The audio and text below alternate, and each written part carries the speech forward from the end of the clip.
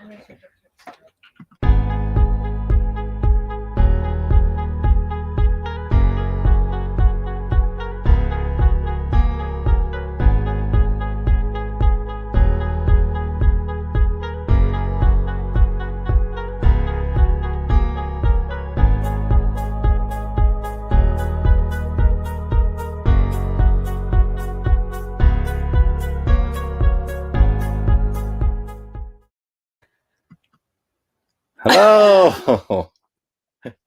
Hey, that kind of works. So ridiculously fancy.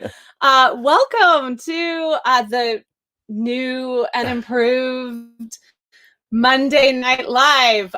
We are streaming across a few different platforms tonight, so we are really excited to potentially be welcoming some new Monday Night Live people. So we are on. Normally, we do this Monday Night Live stream. Normally, we forgot about it last week. Sorry.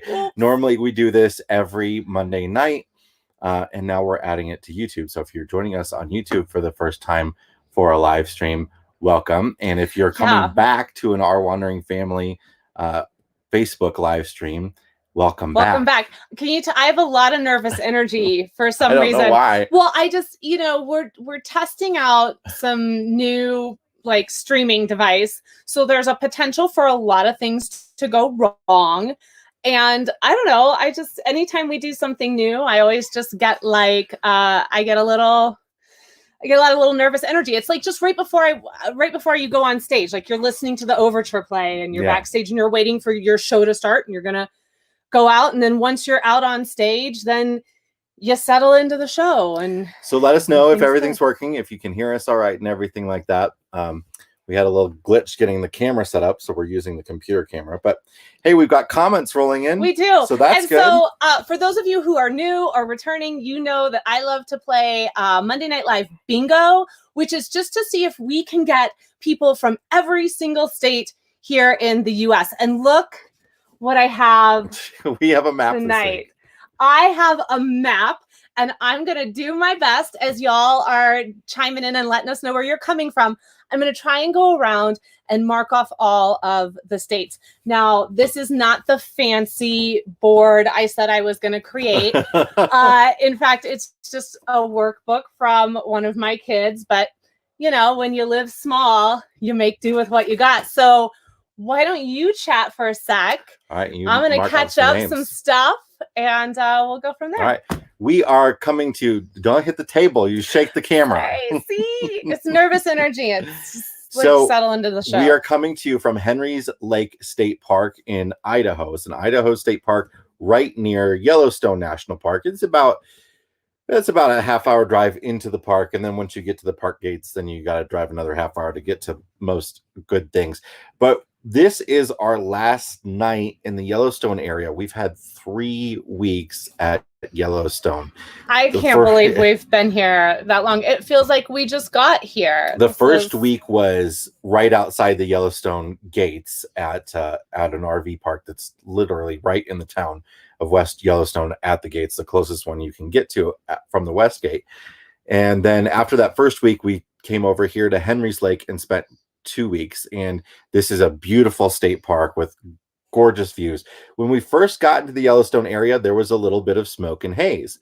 So we were concerned, not that our visibility is anywhere near a concern of people who are, losing their homes and dying and all that. I don't want to, make it sound like that. But it cleared up right after that really quick.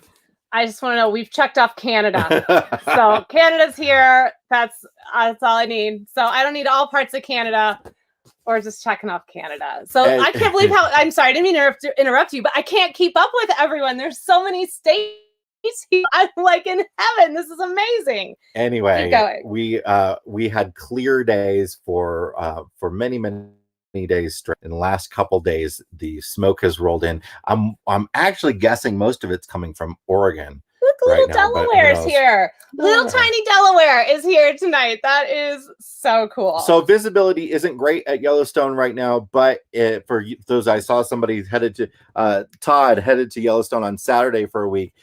Look, it's it's a little frustrating, but the thing you'll realize really quickly, if you've never been to Yellowstone before, or at least if you haven't been while it's been smoky, is that everything at Yellowstone is like close up, even the wildlife, the geysers, the thermal features, everything. So it really hasn't impacted our stay very much at all. No, not at all. And you see the park in a different way, and it's kind of interesting when you take away the big mountains and the big blue skies, and all of that is so stunning. And when that recedes, your senses, everything kind of shifts a little bit, and you start noticing things that are further down to the ground. You start seeing colors in a different way. I have to just to try this for the first time. Oh. Yes, Abby is left-handed. I am right-handed. We are sitting on the wrong side of each other. This is for anyone. So we have this fun little feature here too, where we can share y'all's comments, and which is really, really cool. I know. I can't help it. It's rubbing off on you. I can't help. Well, it's just, y'all apostrophe S is lit, and I'm not talking down at all. It is my favorite Southern word. I love it. It's a fantastic word. Anyway, the plight of the left-hander, for anyone else who is a left-hander out there, and shout out to my lefties, is it almost doesn't matter when you sit down to a table to dinner, or even you sit down just to like be on the bus. I'd sit down on the bus, and I'd have someone sit next to me on the CTA, and I'd want to be doing some of my work. And I'm like, excuse me, like the whole time. It's just the plight of the lefty. We are always bumping into you right-handers who. Yeah. So anyway, I'm left-handed.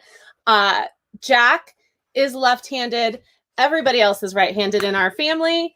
And we do not have, none of my parents and my siblings are not left-handed. It's just way deep down there in the gene. So anyway, we've been having a great time here in this area, not just in Yellowstone, but Henry's Lake State Park is beautiful as well. They have free rentals of kayaks, which is just really cool. But we're moving on from here tomorrow up into Montana. We're going to spend 2 nights with no cell service, which we haven't done in a while. Yeah, that'll be interesting. At a electric only park, which is supposed to be beautiful and big sky. All right, and I spent my day today scheduling out stuff across social media for RV Miles, America's National Parks, and See America. So if in the next 48 hours you see something real cray-cray come across social media where it's maybe missing a link or might have an extra little @ sign at it, just know I attempted to vet all of those, but I don't have service, and I was just trying to get it all done. So if you have questions for us, let us know. Seen a lot of people saying that it's smoky and hazy where they are.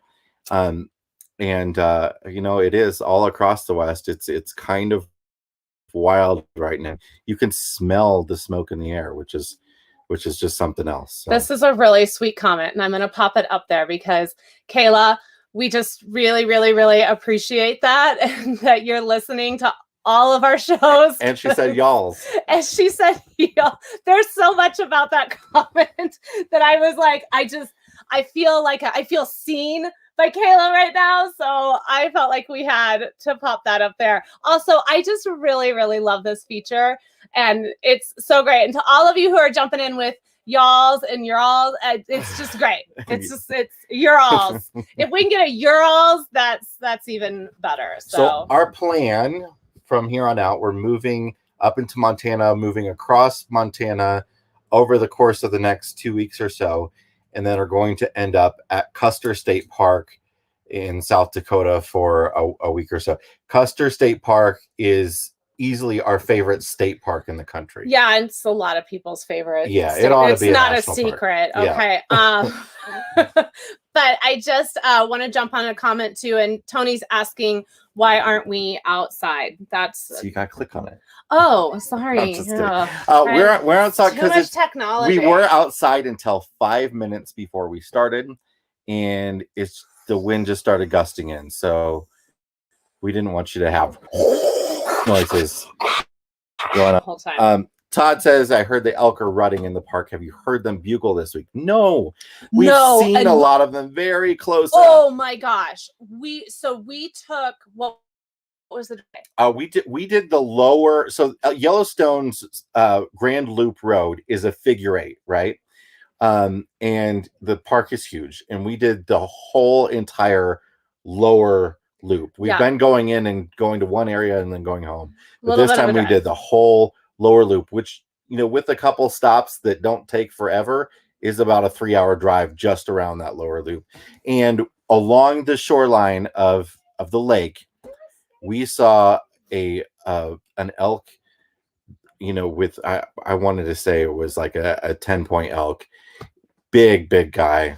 Oh, he was beautiful. So he's resting there, and we're driving down the road, and there's not a lot that gets me, and I don't mean this in a bad way, but there's not a lot that gets me to just go, oh my, you have to stop. And just him sitting out there was so beautiful. And we have a picture of it, actually. If you go over to either the America's National Parks Facebook page or the America's National Parks Instagram page, I posted a picture of this elk last night. And, you know, we did our finger thing, which is if you stick your thumb out and you look out and you can cover the animal, your distance from the animal to trick a ranger. So we made sure that we were one of the few people that were safely away from this elk. He was there with about 3 or 4 other females, and they were just enjoying some beach time, getting a little sun. But just so beautiful. But we have not heard them making any noise. No noises whatsoever. We did see a couple. I thought you said it was on this page. It is on that page. Oh, there we go. Okay. So I'm gonna try to bring it up for you. We're gonna test the tech. Oh wow. We're gonna test the technology here. This is making me and nervous. see if I can bring it up for you here. Okay.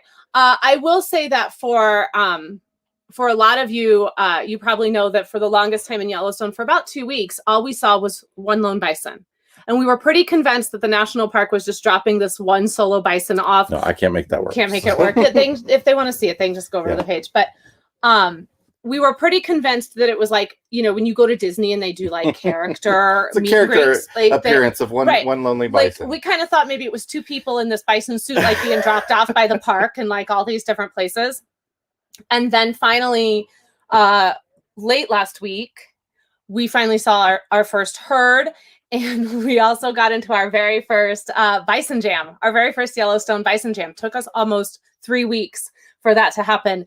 And there were a lot of bison. Wow. You know what we've learned about Yellowstone, though, is that Yellowstone has some of the best picnic areas in any national park. We've probably visited like 6 or 7 of them at this point. And what we've started doing is we're going into the park late in the day, like 2-3 o'clock time, and staying until dark. And the evening is just, you know, everybody says to go in the morning, and I see why. And I've gone in the morning, and it's gorgeous because it's cold and all the thermal features are just fogging up the place. But our family isn't so good about getting up that early. So our alternative is the evening. Yeah. I mean, I'm sorry. I would rather send you, which we did, or go by myself, than, you know, just drag the kids out of bed. And around that 5 o'clock hour, a lot of people leave the park to go have dinner. Don't give our secret away. Well, we're leaving, so it doesn't matter. Fine. So you go in the evening, and it's wonderful, even on the days when it's busy. It's been mostly empty here, not empty, but it's been mostly light crowds with a few days of heavy crowds. But we've been really lucky in the evenings, especially right after the sun goes down. Yeah. You got a whole hour and a half after the sun goes down of light. It's so gorgeous. For those of you who are on your way here, please stay late into the park. Bring a dinner, bring your grill. There's amazing places to picnic, and stay. It's so pretty. It's my favorite time. The golden hour in any national park is absolutely my most favorite time of all. So I want to jump back. I want to grab a few comments. I really want to grab this one for you, Jason, make sure that you saw it. Jamie just wanted you to know how thrilled he was that you celebrated. For a lot of you, you probably know Jason went through a pretty intense medical last year, and Yellowstone was our that was our award. That was Jason's. If you live through this brain surgery, we will take you to Yellowstone. We've had Yellowstone on trip plans for 4 years now, even before we started full timing. You know, and we've just never been able to make it happen, and finally we were.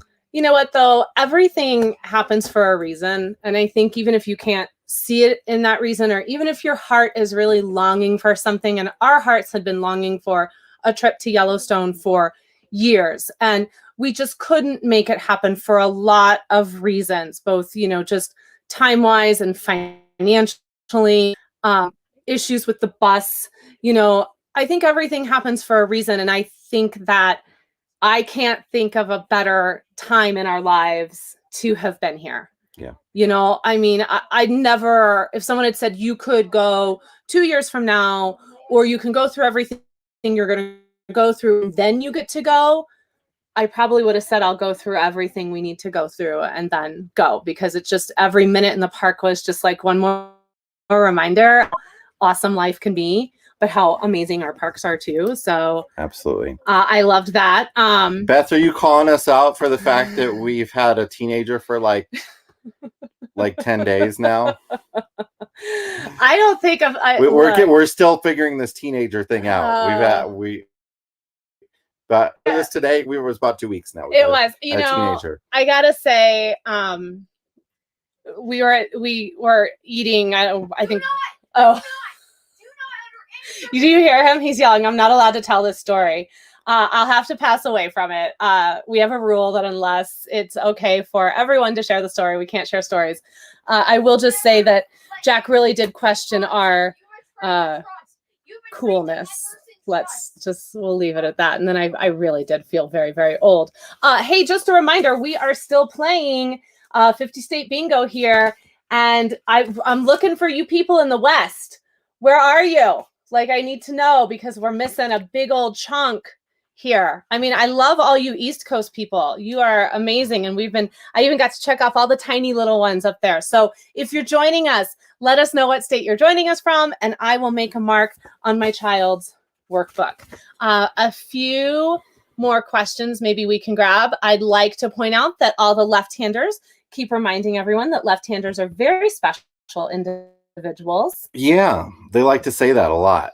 Well, we just need you to know, because those that run, all you righties out there, you just don't understand how hard it is to be a left-hander in a right-hander's world. I'm closing this. I don't think it makes much of a difference. I don't know if that's but going to work. I'm closing it. So we had a couple other questions in here, and I wanted to find them. Someone asked, did you check out the boiling river? No, I don't know. Do you know what that is? Yeah. Okay. But Yellowstone is so huge. We tried to do so much, and we've still hardly cracked the surface. And even though we've been here for 3 weeks, we don't get to spend the time in a park like people do that are on vacation, because we're still working quite a bit. Mm-hmm. But we've got to experience, I will say, 90% of the western half of the park. Yeah, we drove a lot. We need an oil change now on the car because we put so many. We were like, wait, we're over? We just had an oil change. Well, yep. Yellowstone just did all that in for us. A lot of driving. We did a lot of driving. And when our first week, we were staying at Buffalo Crossing RV Park, which is right there in West Yellowstone, and it's butted up right against the park. It's attached to an IMAX theater. It is. Hey, look, I loved that campground. I loved the proximity to the town. I loved the discount that they gave you in the little gift shop. 50-cent Huckleberry ice cream. 50-cent Huckleberry. And someone actually asked earlier if we had Huckleberry ice cream. Yes, we have had Huckleberry ice cream. We've had Huckleberry taffy. We've had Huckleberry beer. Oh right, Stephanie. Yes, the boiling river is closed. We were actually by there, Oh, we were? It's called, all the swimming areas are closed. That's what that was. There's okay. the Firehole swimming area. We did take the Firehole River Drive, but the swimming area there is closed as well. But anywhere you can swim is closed in the park right now. Yeah, so we wouldn't have been able to enjoy that if we had wanted to. I mean, you can we're getting so many states on here. You can put your feet in the water and walk in the rivers and stuff, but the actual swimming areas you're not allowed to. Yes. Barbara, we're so glad that you are joining us again tonight, because the last time you did see us, because we you're watching us on that laptop right now. Yeah. Hey, look, we're putting that laptop to good use. You're watching us on that laptop right now. So we're so glad you could join us tonight, and that you're not joining us while we're trying to pack up all of our belongings. Hey, Idaho Falls is here. So here's a great story. We were just in Idaho Falls last week. Oh boy. We had to drive back over to Idaho Falls to buy a new, we call them poop wagons. But if you listen to this week's podcast, we talked about it in detail, but to just give you the gist of it, we have the Camco Rhino tote tank. And if you're not an RVer, if you don't have one, go look it up. It's something that you can you can dump your waste into instead of at a dump station, and then you can take it up to the dump station and dump it out there. Anyway, it developed a leak, and there is no RV dealership within 100 miles of where we are right now, or even a Walmart, because Walmart will sometimes sell them, and none of the Walmarts even anywhere close to us had them. So we had to drive into Idaho Falls last Wednesday or Thursday, and it was a 6.5 hour adventure. But you know what? That is just really something you don't goof around with. And in order for us to extend our stay here at this park, we needed a wagon that was going to hold all that liquid. We did. So we did. Ooh, look at that. Fancy. So there's another little fancy thing that Jason can do. So another thing to, Kurt has, this is Kurt. I'm actually not from St. Louis, Missouri. I'm originally from Kansas City, Missouri. So I grew up a Royals fan, the I-70 World Series. But she's no longer a Royals fan. She's a converted Cubs fan now. I am. Although, I gotta say, I haven't really been following anything this year. But the Royals can be your American League team. Yeah, sure. Whatever. I mean, it's not been the easiest to follow baseball this year. I woke up yesterday, Sunday morning, and it's chilly here now. The nights are getting down into the 30s. And I woke up yesterday and I thought, oh boy, I'd really like to watch some football today. Are we even doing that? Is there football? I had no idea. Because I'm wearing an art shirt. That's why I said it. Oh no. We just really love that park. So, there we have it. So I grew up going to St. Louis every summer. I'm from northwestern Illinois, right along the Mississippi in the Quad Cities area. And every summer, pretty much, we'd end up taking a trip to St. Louis. So St. Louis really held a special place for me growing up. And it was really one of the first places I wanted to take our kids, because I love, all the free family stuff to do, the science museums, the zoo, Grant's Farm, the Arch, of course, all that stuff. And it's just it's a great town. We love it. We do. We have gotten a lot of questions just popping up as people are joining us about the smoke here in the area. So I just want to jump back really quick and say, yes, we are pretty covered in haze today, and it moved in yesterday. We had a real long string where it was very, very clear. And then after the storm that we had last week on Labor Day and into Tuesday moved through, then we started to get and pick up some of that haze. At this point, there's people, I know we've had people tell us that out in the Midwest, they're getting haze. It's just, I think if anyone is curious, if they've got travels coming up or they're wondering, well, somebody said it was as far as Ohio. Yeah, I think it was Beth that said that. Like, I think if you're thinking of going west and you're wondering if there's haze, you should just plan on it. Like, these fires are heartbreaking, and they're not going to slow down anytime soon. Fire season is just getting started for our friends on the West Coast. I'd like to jump back because someone did bring up, they asked if we got snow. on Monday. We got very little like flurries here, but in West Yellowstone, Abby was in town for the day and got some real snow. Yeah. So if you listened to this week's podcast, you know that my black tank, we do this thing called Fresh Tank, Black Tank every week, where we talk about what we think is fresh, what we think is black tanked. And my black tank was the wind, because last Monday, the storm that moved in was bringing with it 55 mile to 60 mile an hour wind gusts. And they started at about 11 a.m. and they didn't really go away until probably well after midnight. They would slow down a little bit and then things would pick back up. And there was a point in all of that where the Midwestern tornado prep person in me was kind of like kicking in a little bit. And I was maybe starting to freak out a little bit as well, and kept sending Jason out to look at the stabilizers and make sure we weren't getting close to tipping over. But it was very unsettling. I mean, it was like it felt like this inside here for hours and hours. No, it was more like this. It was just like that. That's what it was like. And so I did a few things where I thought, well, we need to get out of here. We want to do it quickly. So I put everybody's shoes, organized by the door. I made sure like my bag was packed that had, important things like my phone and the wallet and just stuff, you're going to need. And I also put all of our knives up in the Nobody needs to know. This is not something I would speak out loud to people. I have zero issue with that.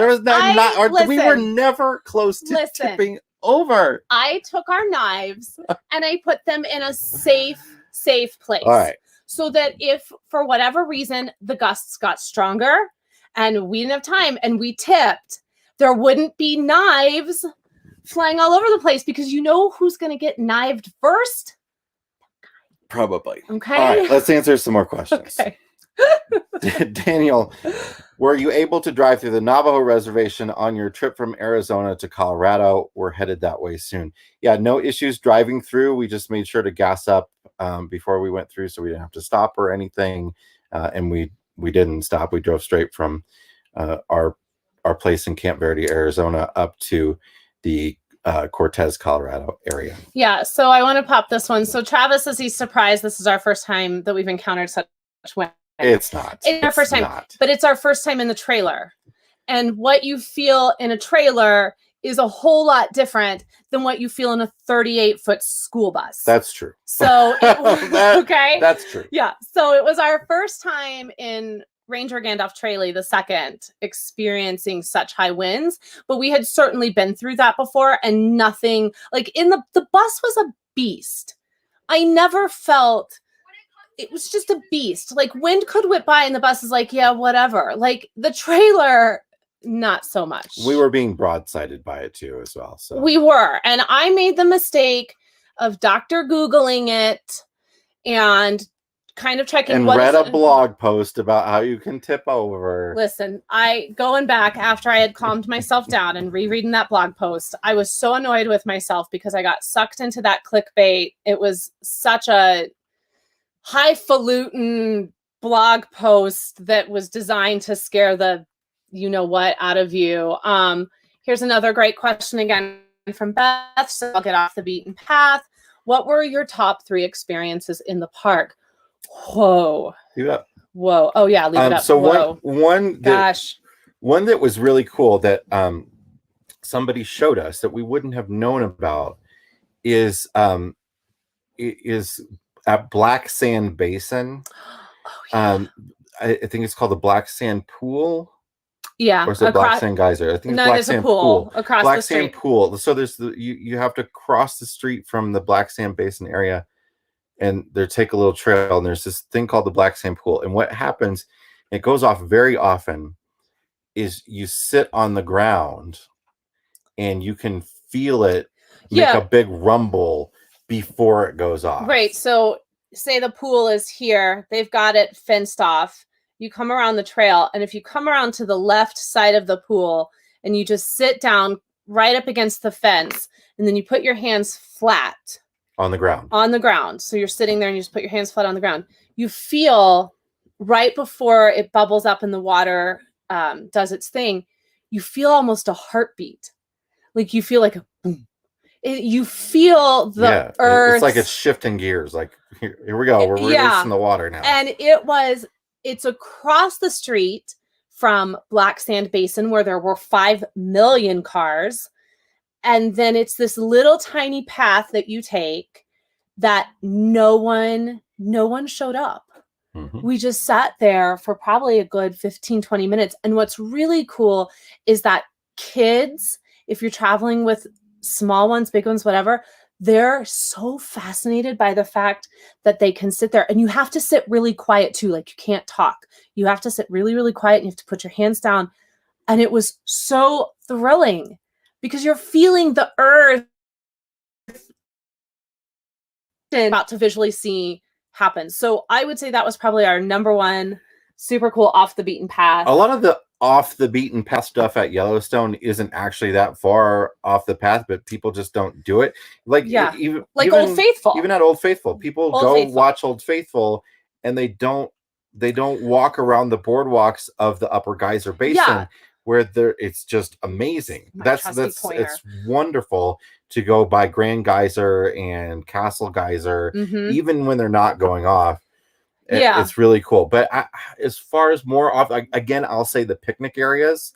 Some of the picnic areas are just like they have little trails that head off them, little, not legitimate trails, but trails nonetheless to head along the rivers and stuff. And those are times when sometimes you'll get a bison come by and nobody else is around you. Yeah. And that sort of stuff. I love that. But I would say like another sort of secret off the beaten path thing, and we've already talked about it a little bit, is to stay in the park after 5, 6 o'clock. Like stay and I'm, you can go and you can hit up all these basins and you can go and see the geysers and you can do Grand Prismatic and that's all wonderful and fine. But if you stay in the park and you watch everyone start to filter out and everybody's going to head out and they're going to go and they're going to do dinner. And if you bring stuff in order to extend your night into the park, we would not leave until 8:30. And we had two experiences over at Norris Geyser Basin. Is that the name of it? Or is it just Norris Basin? Norris Geyser Basin. Yeah. And which is probably my most favorite spot in the park. Yeah, especially where Porcelain Geyser Basin is part of Norris. And so we would get there at about 7 o'clock. And it felt like we had that whole place to ourselves. We didn't see anybody on the boardwalk. We sat and we watched and had these most amazing experiences. And nobody showed up because it was dark. Yeah, well, it was getting dark. The second the sun goes down, it's what they call the blue hour. There's the golden hour at sunset, and then the blue hour is right after sunset. You have all the time it's as magical. Everybody is leaving. It's magical. And at Yellowstone, it's like it's this blue with the purple mountains in the background and all of the haze and steam coming from the geysers. And you're just always surprised about, one geyser will do something that you didn't expect it to do. And I think the biggest surprise for me about Yellowstone is, I knew about geysers and I knew there are many thermal features. I didn't know how many there were. I didn't realize that everywhere you go, there is a hot spring, a geyser, a fumarole, whatever. Yeah, I mean, I think that for me to be able to say that I had multiple experiences in Yellowstone National Park where I felt like we were the only people in that park is something I will never forget that. I will absolutely never forget some of these experiences. We also really recommend picnic spots towards the end of the day. Norris Geyser has a picnic area just not too far from it. And is that the one where we went to so many and I need my brain to remember things. The one that had the brain surgery is the one that often remembers more details. we went over there and we had the whole picnic area to ourselves. We showed up at probably like 6:30. We had the whole, maybe like one other car showed up. And then that one car said, hey, there's a path over here. You can't really see it, but it is a path and it leads out into a field and there's bison and there's deer out there if you guys want to go see.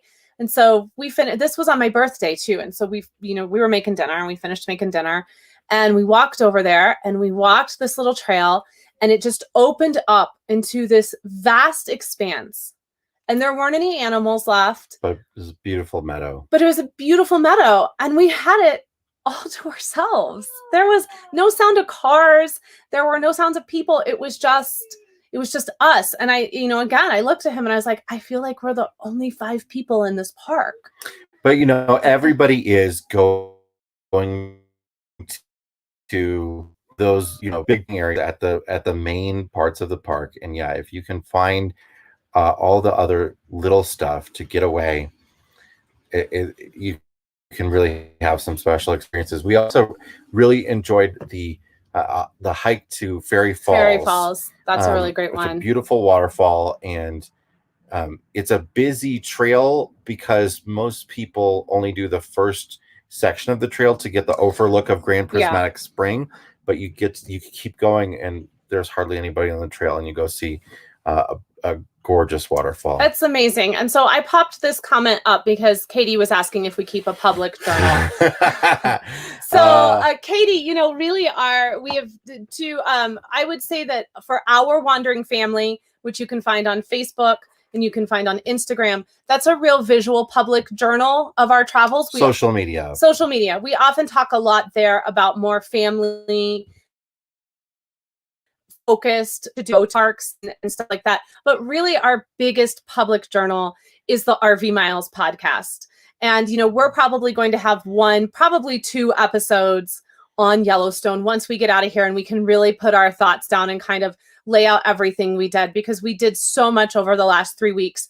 But as you're looking to explore the West with your kids, I highly recommend, if you can go over to YouTube and watch our videos of the RV Miles podcast that includes visuals that Jason shares, or you can listen to the podcast. We just got out of Colorado, where we spent a lot of our summer.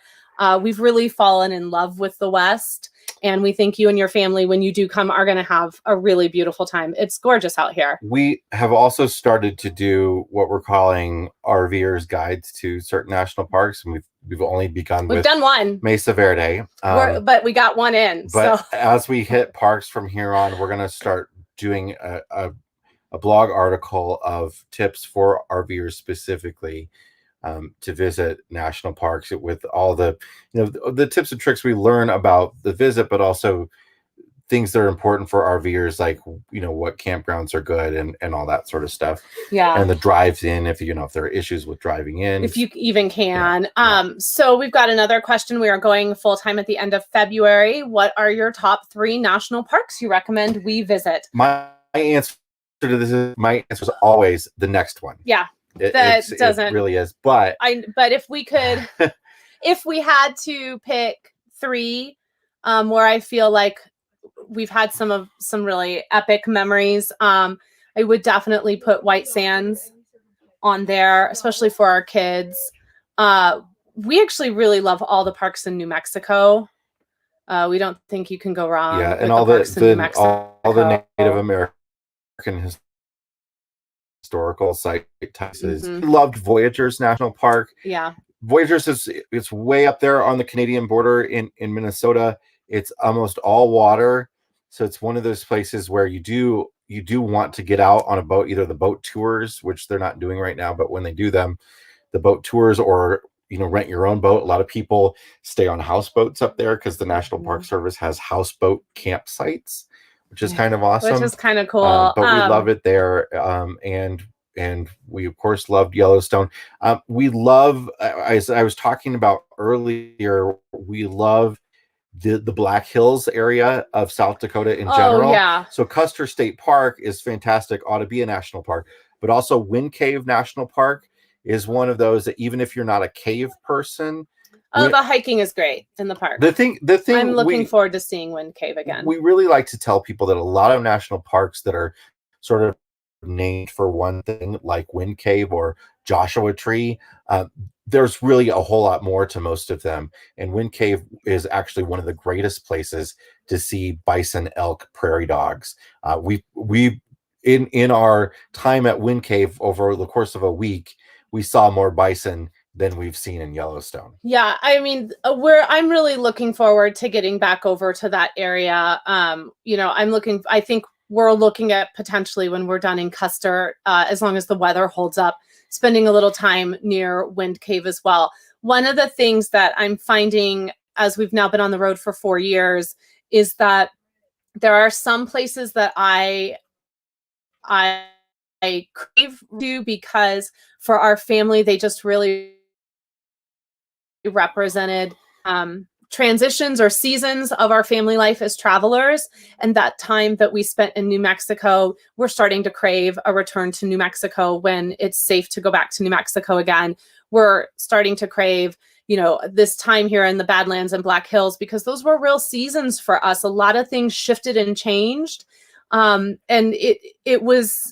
those places are really, really special. And I think for anyone who gets out on the road, be it a weekend or full-time, part-time, an extended long trip, you're going to find some of the most unexpected places that you thought, oh, well, this is just, oh, they just named it a National Historic Site, or, oh, it's just a national monument.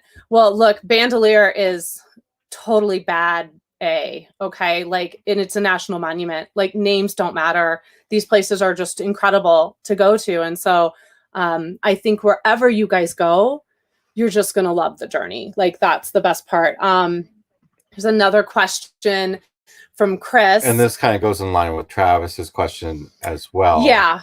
Travis said, our RV so high, I worry about parks being overcrowded. And Chris, do you think the parks are going to be more crowded next summer? You field the first one, because I think you pay more attention to that than I do. Well, yes. I mean, the RV sales have been through the roof. They are going to start to slow down because there's just not enough units available anymore. And manufacturers are trying their hardest to keep up. But people have bought tons and tons of RVs. Now, we heard lots of stories about parks being very difficult to get into over the course of this summer. Was not our experience. But I would say it was busy. It was like a normal summer. Yes, but we also, and we didn't really plan this, but this did happen for us, that we also found ourselves, I think, in some of the less visited parks, which now is peak for them. I can remember when we were at Black Canyon of the Gunnison, the ranger said to me, oh, we're very, very busy today. If you drive all the way to the end for the picnic spot, you may not be able to find parking or get a picnic spot. And he said, it's just busy here in the park today. Well, their level of busy is not what I think a Yellowstone ranger would say. The Yellowstone ranger would say, where are all the people? Okay, so I think kind of lucked out. We showed up at Yellowstone and there was nobody here. There's nobody here. No, it got very busy, over Labor Day weekend. But we didn't go into the park, because I know. And we have a lot of people say that, oh, this is a difficult time for full-timers because campgrounds are so busy and all that sort of stuff. But for us, we find it easier for us probably than for the vacationer because we can be flexible. Yeah. So if a campground is busy, we can look to another campground. We can try for a first come, first serve campground and then move to another first come, first serve campground. And a lot of people that are vacationing don't want to take those types of risks for obvious reasons. Yeah. So we can do that. And I think too, so if we're looking at next year, and it's hard to tell where we're going to be at next year, but I do hope and believe that by summer of 2021, we will be in a better place travel-wise, where there's going to be more options to travel. And that's really going to thin some of this out. And I think the parks will always be busy. Look, the parks were busy before coronavirus. The parks will be busy after it. There's something about our national parks right now, just in the 4 years that we've been doing this, we have seen just an explosion in people's interests in our parks. I don't think that that's changing anytime soon. We have always been, it's definitely going to be busier in campgrounds and national parks next year. We have always been shoulder season people. We generally take it easy in the summer, and we do as much as we can in the fall and spring.